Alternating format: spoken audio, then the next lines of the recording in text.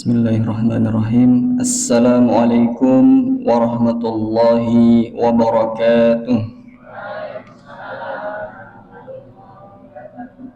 Allahumma salli ala sayyidina Muhammad wa ala ali sayyidina Muhammad. Hadirin bapak-bapak, ibu-ibu jamaah salat maghrib Masjid Al-Misbah yang insyaallah senantiasa dirahmati oleh Allah Subhanahu wa taala.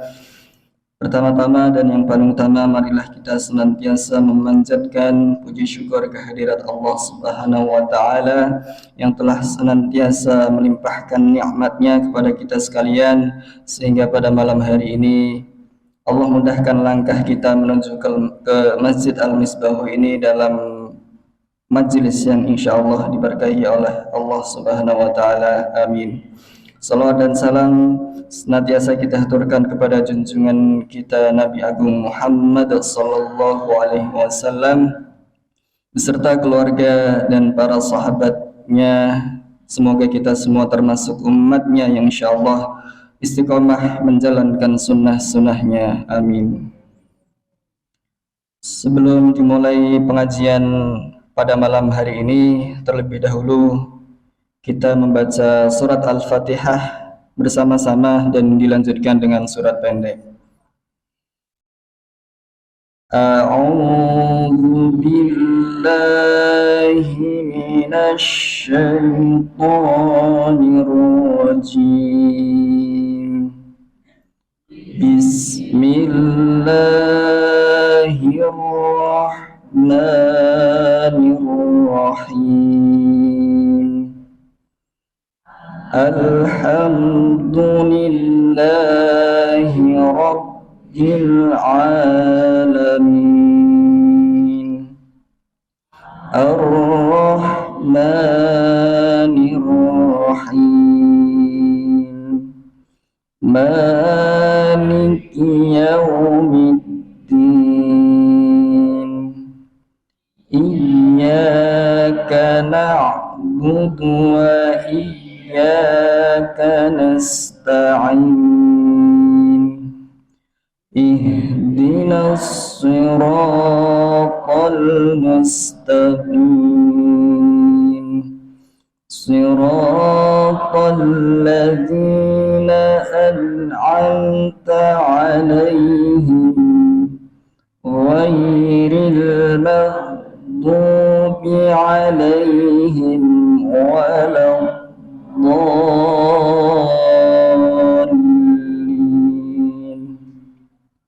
Amin. Surat Al-Ma'un. Bismillahirrahmanirrahim.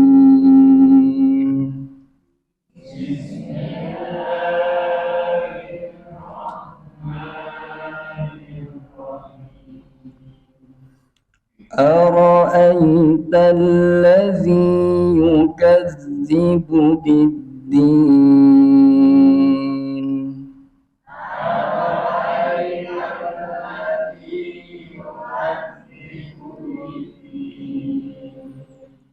فذلك الذي يدع اليتيم.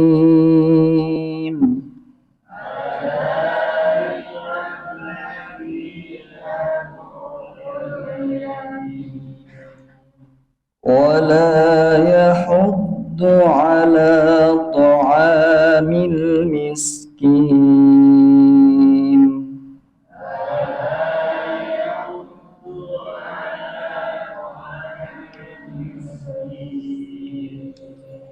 فويل للمصلين.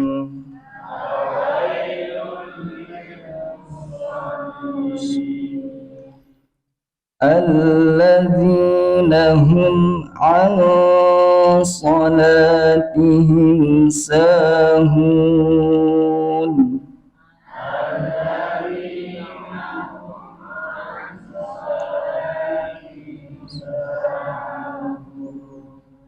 الذين هم يراءون.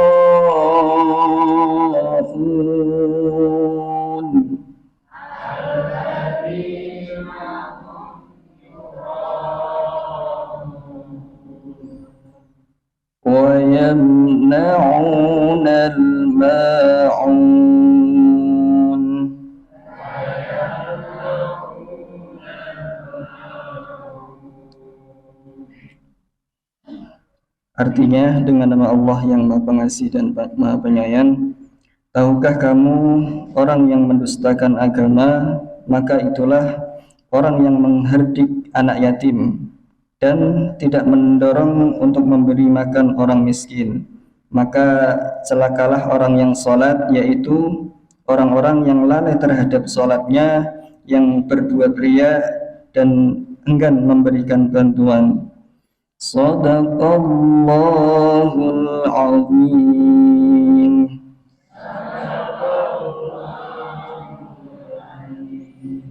Alhamdulillah, Allahumma arhamna bil Quran. Alhamdulillah telah hadir di tengah-tengah kita Ustadz Wandi Suwarno. Insyaallah beliau yang akan membersamai pengajian malam hari ini. Langsung saja kepada beliau Ustadz Wandi Suwarno. Waktu dan tempat kami persilahkan dan diucapkan terima kasih. Wassalamualaikum warahmatullahi wabarakatuh.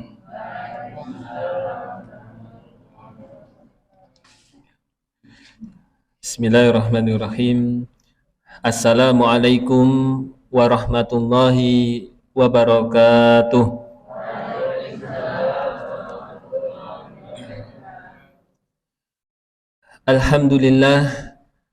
Alhamdulillahi ala ihsanihi wa syukru lahu ala taufiqihi wa amtinanihi wa asyhadu alla ilaha illallah ta'ziman li sya'nihi wa asyhadu anna Muhammadan abduhu wa rasuluh ad-da'i ila ridwanih. Allahumma salli wa sallim wa barik wa an'im ala rasulina wa qudwatina wa murabbina wa syafi'ina wa maulana sayyidina Muhammadin sallallahu alaihi wasallam wa ala alihi wa ashabihi wa man tabi'ahum bi ihsanin ila yaumiddin. Amma ba'd. Ibu-ibu, bapak-bapak, jamaah salat maghrib Masjid Al-Misbahu yang semoga senantiasa dilimpahi rahmat dan karunia dari Allah Subhanahu wa taala. Alhamdulillah, alhamdulillahirabbil alamin. Keberadaan kita sebagai seorang hamba mengharuskan kita untuk senantiasa bersyukur, memuji Allah Subhanahu wa taala atas berbagai karunia dan nikmatnya. Salah satu di antaranya, Allah masih berikan kepada kita usia. Allah masih berikan kesempatan hidup di dunia ini, yang artinya Allah masih memberikan waktu kepada kita untuk menambah bekal amal-amal kebaikan kita, ataupun Allah masih beri kesempatan untuk kita bertaubat atas dosa-dosa yang pernah kita lakukan. Oleh karena itu, Bapak Ibu sekalian yang dimuliakan Allah, marilah kesempatan yang Allah telah berikan ini benar-benar kita manfaatkan dengan sebaik-baiknya. Dan alhamdulillah pada malam hari ini Bapak Ibu sekalian menggunakan atau memanfaatkan apa yang Allah berikan berupa kesempatan tadi dengan hadir di rumah Allah Subhanahu wa taala untuk menunaikan ibadah sholat, lalu tetap tinggal untuk kemudian mengikuti majelis ilmu. Maka ini adalah taufik dari Allah Subhanahu wa taala yang juga patut untuk kita syukuri bersama. Di antara keutamaan daripada ilmu, Bapak Ibu sekalian, bahwasanya Allah Subhanahu wa taala memerintahkan kepada nabinya untuk meminta tambahan kepada Allah Subhanahu wa taala, yakni tambahan berkaitan dengan ilmu, yang mana Allah Subhanahu wa taala tidak pernah memerintahkan kepada nabinya untuk meminta tambahan atas harta, atas kekuasaan ataupun hal-hal yang lain. Namun Allah Subhanahu wa taala hanya memerintahkan kepada Rasulullah sallallahu alaihi wasallam agar berdoa kepada Allah sebagaimana Allah berfirman, wa qur rabbi zidni ilma. Katakanlah wahai Muhammad, wahai Rabbku, tambahkanlah ilmu kepadaku. Maka ini Bapak Ibu sekalian, para ulama menyebutkan ketika Allah Subhanahu wa taala hanya memerintahkan kepada nabinya untuk berdoa, meminta tambahan, dan yang diminta adalah ilmu, ini menunjukkan bahwasanya ilmu adalah suatu yang sangat berharga, suatu yang sangat utama bagi kehidupan kita di dunia ini. Bapak Ibu yang dimuliakan Allah Subhanahu wa taala, pada kesempatan malam hari ini izinkanlah kami untuk melanjutkan pembahasan bulan yang lalu, masih tentang kaidah-kaidah kehidupan. Kalau tidak salah ingat, di bulan yang lalu kita mempelajari sebuah kaidah yang diambil dari nasihat yang disampaikan oleh Khalifah Umar bin Abdul Aziz, nasihat untuk putranya. Nasihat tersebut adalah berbunyi, rahimallahu imra'an arafa qadran nafsih. Semoga Allah merahmati orang yang mengetahui kadar dirinya. Terus Bapak Ibu masih ingat kaidah tersebut ya? Saya ulangi, rahimallahu imra'an arafa qadran nafsi. Semoga Allah merahmati orang yang mengetahui kadar dirinya. Ya. Secara singkat, kaidah ini mengingatkan kepada kita agar setiap diri kita berusaha untuk mengenali kadar, mengenali kemampuan atau kapasitas yang kita miliki masing-masing, dan kita bertindak, beramal mengikuti atau menyesuaikan kemampuan atau kadar yang kita miliki.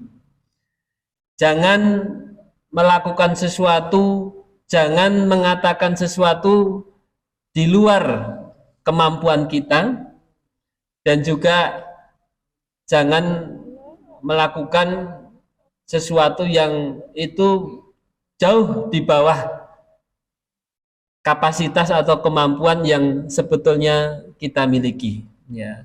Maka sekali lagi ini adalah sebetulnya doa ya dari Khalifah Umar bin Abdul Aziz, sekaligus pujian bagi siapapun ya yang kemudian dia bisa mengenali, bisa mengetahui kadar dirinya, lalu beramal, bekerja ataupun melakukan sesuatu mengikuti kadar tersebut, maka semoga Allah Subhanahu wa taala memberikan rahmat bagi hamba tersebut. Nah, ini adalah seingat saya kaidah terakhir yang kemarin kami sampaikan.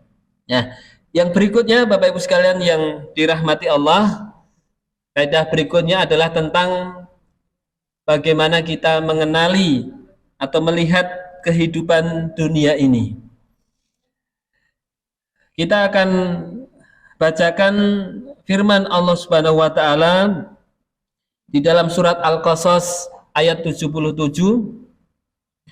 Allah Subhanahu wa taala berfirman, wabtaghi fima ataqallahu daral akhirah wala tansa nasibaka minad dunya wa ahsin kama ahsanallahu ilaik wala tabghil fasada fil ard Innallaha la yuhibbul mufsidin.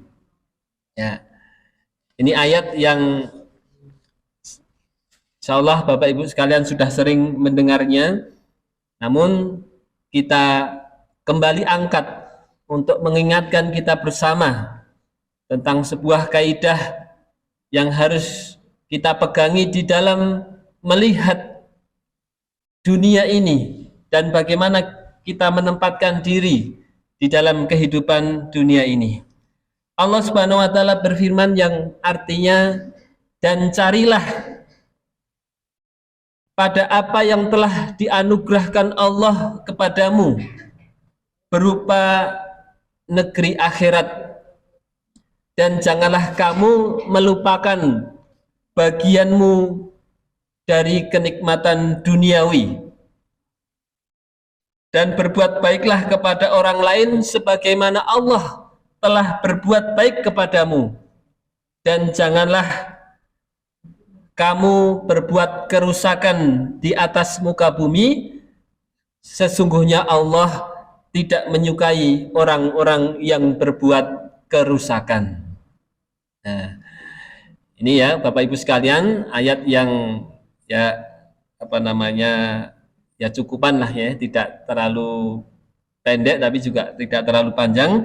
Namun inti dari kaidah yang ingin kita sampaikan pada kesempatan malam hari ini adalah apa yang disebutkan di awal ayat, yakni firman Allah Subhanahu wa taala, wabtaghi fima ataqallahu darul akhirah wala tansa nasibaka minad dunya. Ya. Carilah apa yang Allah anugerahkan kepadamu berupa akhirat, dan jangan lupakan bagianmu di dunia. Ya. Ayat ini Bapak Ibu sekalian memberikan panduan kepada kita bahwasanya untuk urusan akhirat kita diminta untuk bersungguh-sungguh, kita diminta untuk mencarinya, ya, berusaha keras, kita diminta untuk serius di dalam mengupayakan hal-hal yang memberi manfaat untuk kehidupan akhirat kita.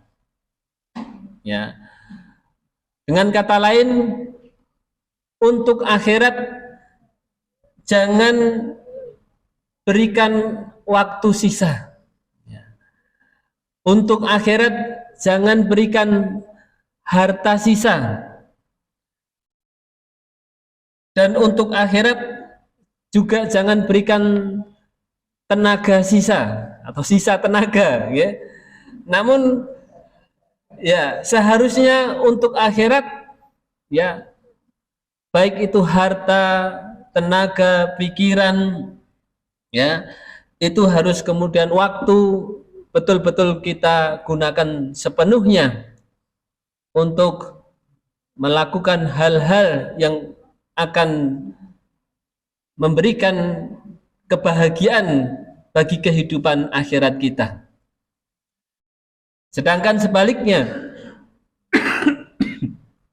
untuk urusan dunia, maka Allah perintahkan sekedar agar kita tidak melupakannya, tidak melalaikannya, tetap mengusahakannya, tetap melakukan ikhtiar-ikhtiar secukupnya, ya, sesuai dengan kadar daripada kebutuhan yang kita butuhkan untuk hidup di dunia ini. Maka ini sekali lagi Bapak Ibu sekalian yang dimuliakan Allah, kembali mengajak atau mengingatkan diri kita semuanya, karena seringkali apa yang kita lakukan selama ini itu justru sebaliknya, ya. Untuk kita kehidupan dunia, ya, ya, tenaga, waktu, pikiran, ya, semuanya seolah-olah kita curahkan untuk mendapatkan yang namanya eh, kehidupan daripada dunia ini, kebahagiaan yang ada di dunia ini. Namun sebaliknya, seringkali untuk urusan akhirat kita hanya berikan sisa-sisa tenaga, ya, sisa-sisa dari harta kita, sisa-sisa dari waktu kita, dan lain sebagainya. Ya. Maka Bapak Ibu sekalian yang dimuliakan Allah Subhanahu Wa Taala, mari kita ingat ya kaidah ini, kaidah yang Allah sebutkan di dalam surat Al-Qasas ayat 77 ini adalah memerintahkan kepada kita ya agar kita kemudian bersungguh-sungguh serius untuk memikirkan apa yang Allah anugerahkan kepada kita nanti di akhirat kelak, dan jangan sampai kita kemudian terlena dikarenakan kehidupan dunia ini. Ya. Ayat ini Bapak Ibu sekalian yang dimuliakan Allah Subhanahu wa taala sebetulnya adalah rangkaian dari ayat sebelumnya, surat Al-Qasas ayat 76 yang mengisahkan tentang kisah Qarun. Ya, seorang di zaman Nabiullah Musa alaihissalam, seorang yang kaya raya, seorang yang Allah berikan limpahan harta.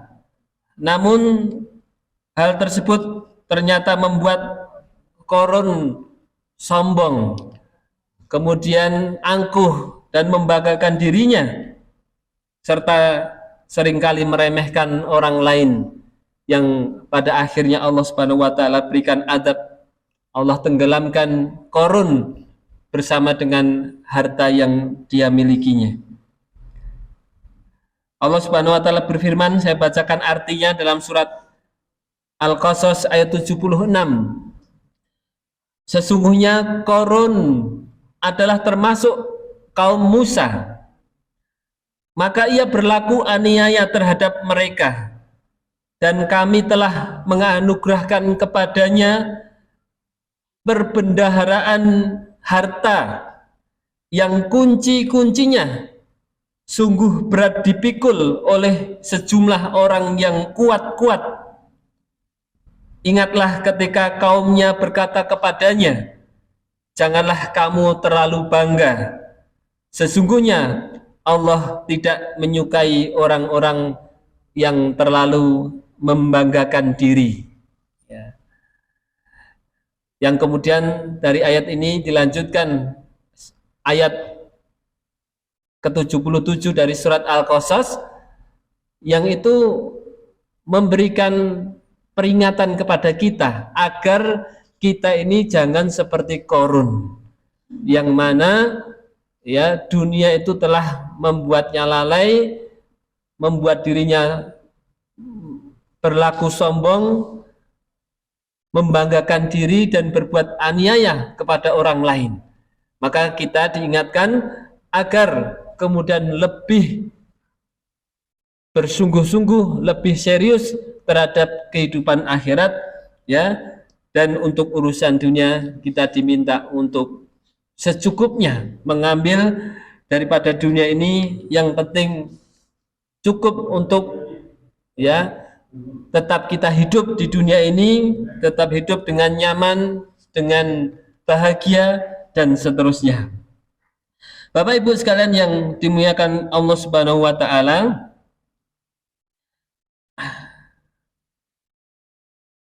ayat ini juga mengingatkan sekali lagi agar kita mengejar akhirat dan mengambil dunia secukupnya. Dunia ini seperti diibaratkan lautan, semakin diminum tidaklah kemudian semakin menghilangkan dahaga kita, namun sebaliknya justru menambah dahaga. Nabi SAW juga memberikan gambaran tentang sifat manusia. Nabi mengatakan andai manusia itu memiliki 2 lembah atau 2 lembah emas, maka niscaya dia akan masih menginginkan untuk memiliki lembah yang ketiga. Inilah adalah gambaran sifat manusia yang tamak, yang rakus terhadap harta dunia, dan tidaklah akan mencukupi, tidak akan memuaskan sifat tamak manusia ini kecuali setelah mereka kemudian dikuburkan di dalam tanah, dan itulah nanti yang akan memuaskan ataupun akan menghentikan ya keinginan manusia terhadap harta yang ada di dunia ini.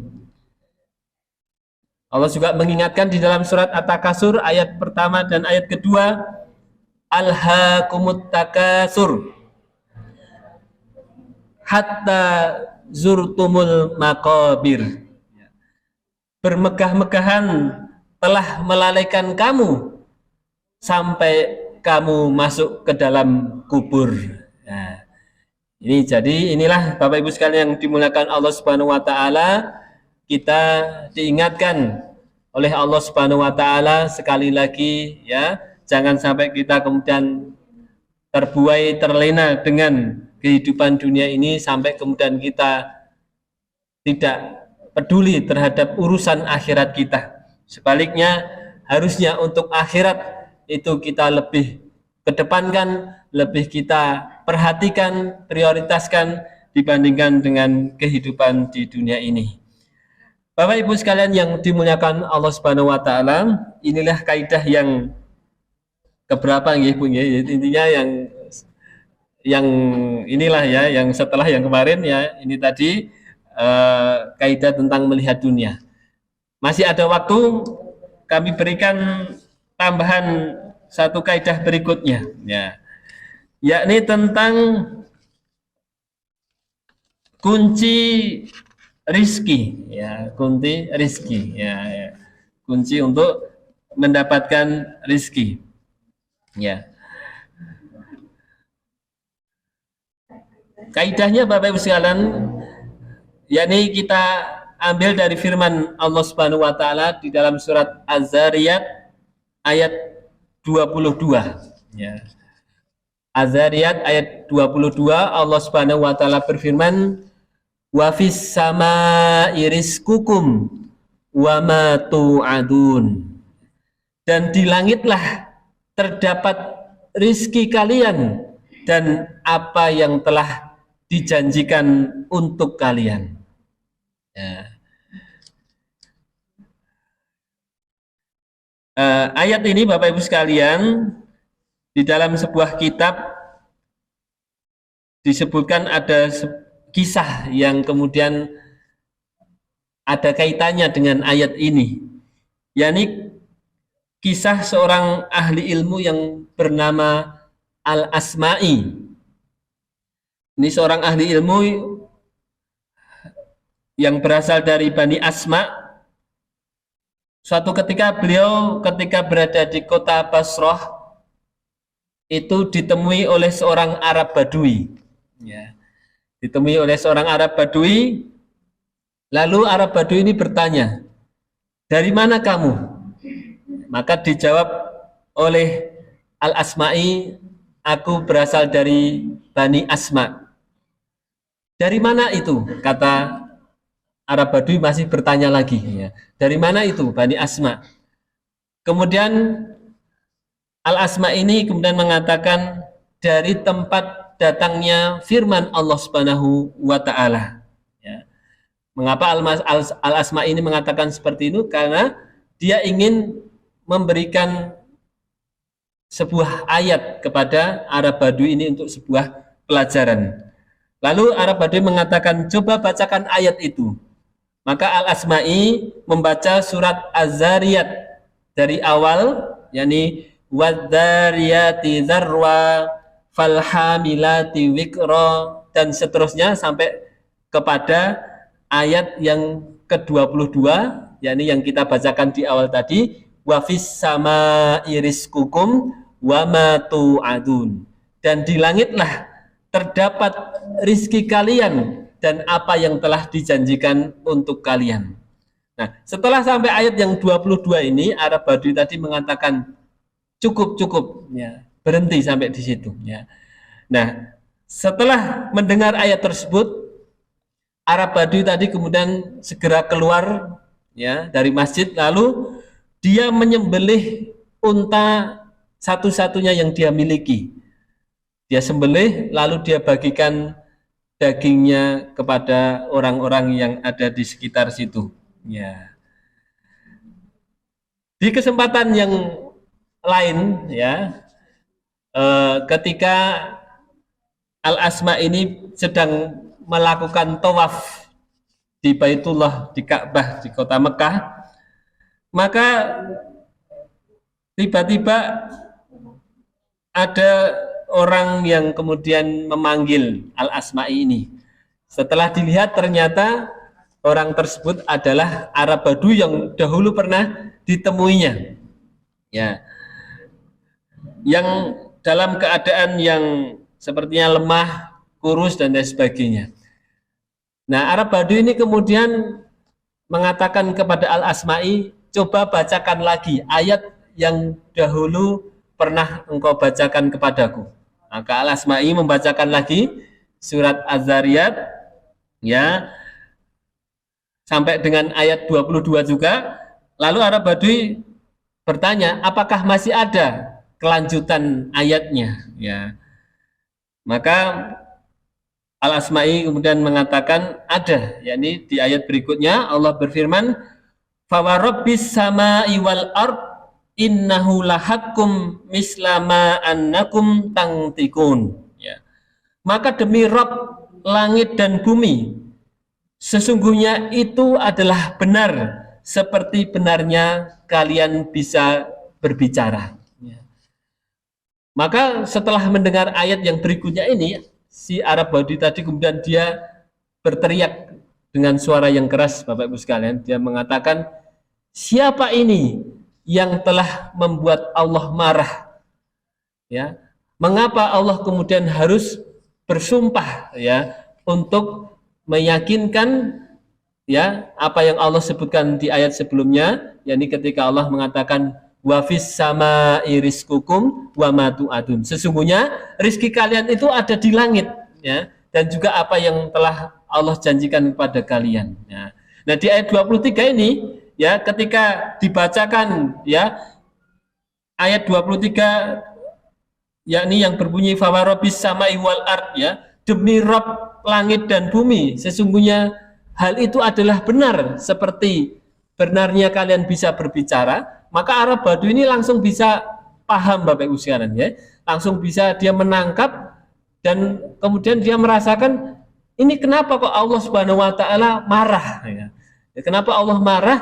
Kenapa Allah harus bersumpah?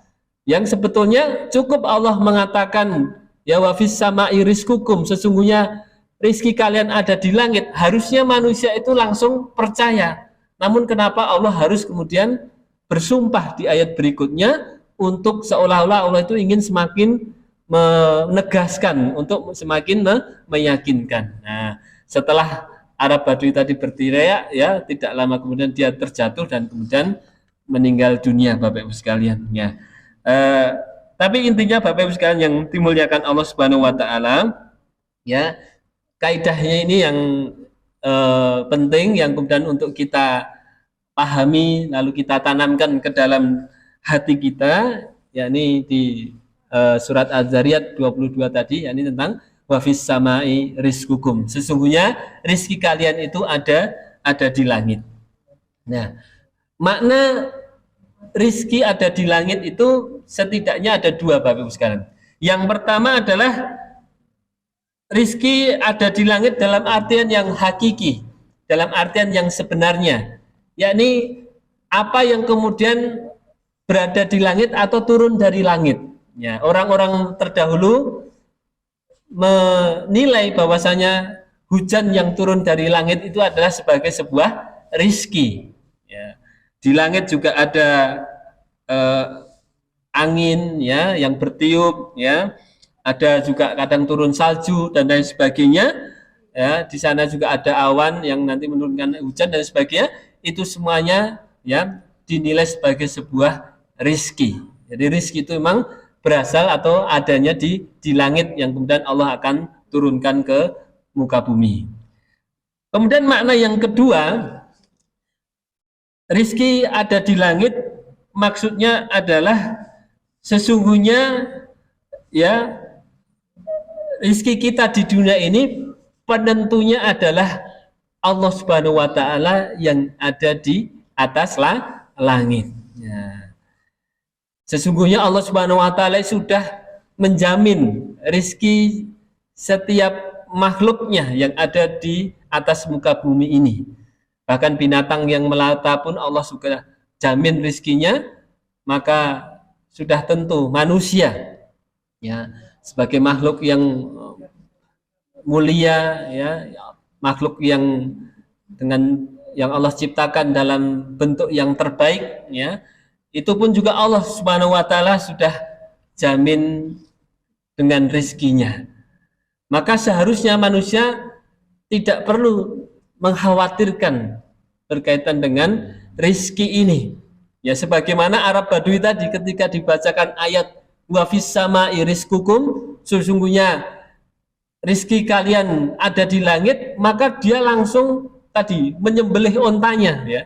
Padahal itu adalah onta satu-satunya yang dia miliki. Kenapa kok dia sembelih lalu dia bagi-bagikan? Ya karena dia tidak khawatir. Ya. Untuk apa saya khawatir? Saya khawatir dengan onta ini. Ya. Kalau kemudian sesungguhnya rizki saya ini ada di atas langit. Ya. Dan kalau Allah sudah menetapkan ya sudah pasti Allah akan berikan ya rizki tersebut. Nah, Bapak Ibu sekalian yang dimuliakan Allah Subhanahu wa taala. Nah, maka tugas kita di dunia ini sebetulnya adalah untuk berupaya, untuk berikhtiar. Ya. Kita berupaya berikhtiar pun juga kita tidak bisa menjamin ya, kita pasti akan mendapatkannya. Ya, maka ini semakin menguatkan keyakinan kita ya, karena keyakinan kita sesungguhnya rizki itu adalah semata-mata hak Allah Subhanahu wa taala, Allah yang akan memberi ya. Allah yang akan meluaskan ataupun menyempitkan itu adalah merupakan kehendak dari Allah Subhanahu wa taala. Kita di dunia ini diperintahkan untuk bertebaran di atas muka bumi, maka kita niatkan ini sebagai bentuk mematuhi perintah Allah Subhanahu wa taala ya. Sehingga ketika kita bekerja, kita berusaha ya, berikhtiar di atas muka bumi ini, kita akan mendapatkan pahala dikarenakan niat kita untuk memenuhi atau mentaati apa yang Allah perintahkan kepada diri kita. Dengan tetap kita terus berharap kepada Allah karena Allah lah yang kemudian maha menentukan rizki bagi kita. Nah, Bapak Ibu sekalian yang dimuliakan Allah, bagi orang yang beriman, rizki itu tidak sekedar berbicara tentang jumlah, ya, tidak hanya jumlah, tapi juga bagi orang yang beriman harus memperhatikan yang namanya berkah, ya. Sebagaimana yang dulu pernah kami sebutkan juga, apa Ibu, ya, pengertian daripada berkah. Berkah itu adalah sedikitnya mencukupi, banyaknya tidak membahayakan. Ya, itu adalah pengertian daripada berkah. Meskipun sedikit, kalau itu berkah maka akan mencukupi. Ya, banyak, tapi kalau juga berkah maka yang banyak itu tidak akan membahayakan orang yang mendapatkannya. Ini adalah berkah. Maka sekali lagi orang-orang yang beriman harus bisa menggabungkan ya antara jumlah ya, dia berusaha semaksimal mungkin untuk mendapatkan jumlah yang mencukupi, namun juga dia harus memperhatikan keberkahan itu sendiri ya. Jumlah didapatkan dengan cara dia berusaha apa ikhtiar-ikhtiar manusiawi ya, agar kemudian jumlah itu semakin bertambah, semakin meningkat ya. Kalau orang yang jualan ya gimana caranya biar barang dagangannya yang laku itu jauh lebih banyak, ya, apa strateginya, apa metodenya, ya, agar itu kemudian jumlahnya semakin bertambah. Nah, sedangkan berkah itu diperoleh dengan cara mencari dari sumber-sumber ataupun cara-cara yang halal, ya. Dan juga menggunakan apa yang didapatkannya itu pada tempat-tempat yang dihalalkan oleh Allah Subhanahu wa taala, dan juga menggunakannya untuk ketaatan kepada Allah Subhanahu wa taala. Maka itulah yang nanti akan menghadirkan keberkahan atas harta yang kita miliki. Ya, apabila bergabung, ya, antara jumlah dan juga berkah ini, Bapak Ibu sekalian, niscaya harta yang kita dapatkan di dunia ini, niscaya atau rizki yang kita dapatkan di dunia ini akan bisa kita nikmati, ya, selama di dunia, dan juga nanti akan tertabung untuk, ya, menjadi simpanan kita di akhirat kelak, yang akan kita panen di akhirat kelak. Maka sekali lagi Bapak Ibu sekalian yang dimuliakan Allah Subhanahu wa taala, orang-orang yang beriman harus menanamkan kaidah ini. Wa fis samai rizqukum. Sesungguhnya rizki kalian itu ada di langit. Kalau seorang punya keyakinan yang kuat, ya, bahwasanya rizkinya itu ada di langit, maka dia tidak akan berani melakukan kecurangan. Ya. Ya, dia tidak akan berani melakukan kecurangan. Karena Allah Maha melihat, Allah Maha menentukan rezekinya. Ya. Buat apa atau untuk apa dia melakukan kecurangan kalau kemudian membuat Allah murka, lalu kemudian menyempitkan rezeki bagi dirinya. Kalau orang juga memiliki keyakinan yang kuat bahwasanya rezekinya ada di atas langit, maka dia juga tidak akan mengambil sumber-sumber yang subhat, sumber-sumber yang meragukan. Dia akan tinggalkan hal itu. Atau bahkan sumber-sumber yang haram, dia juga akan tinggalkan hal itu. Dia juga tidak akan melakukan kebohongan, tidak akan melakukan penipuan, merampas harta orang lain, melakukan korupsi ataupun berbuat zalim, ya, demi untuk mendapatkan harta. Semua itu akan dia tinggalkan karena dia yakin bahwasanya rizkinya itu ada di atas langit, dan di sana ada Allah Subhanahu wa taala yang Maha menentukan, ya.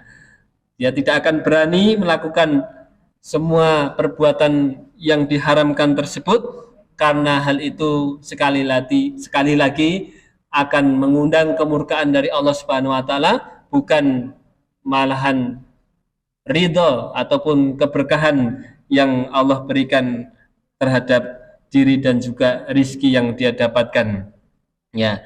Maka Bapak Ibu sekalian, apabila rizki yang kita dapatkan itu bukan bersumber dari sumber-sumber yang halal, maka hakikatnya hal itu bukanlah rizki.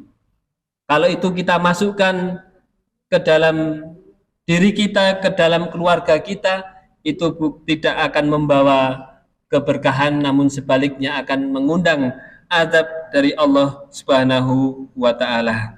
Maka sebagai penutup, Bapak Ibu sekalian yang dimuliakan Allah, ya, apapun yang kita lakukan, apa yang kita usahakan, yang kita upayakan di dalam kehidupan dunia ini, maka mari terus kita ingat sesungguhnya rizki kita itu ada di langit, di sana ada Allah Subhanahu wa taala yang menentukan. Maka jauhilah sumber-sumber yang haram, ya, karena sesungguhnya manusia itu tidaklah meninggal kecuali setelah habis jatah rizki yang Allah telah tentukan untuk dirinya, ya.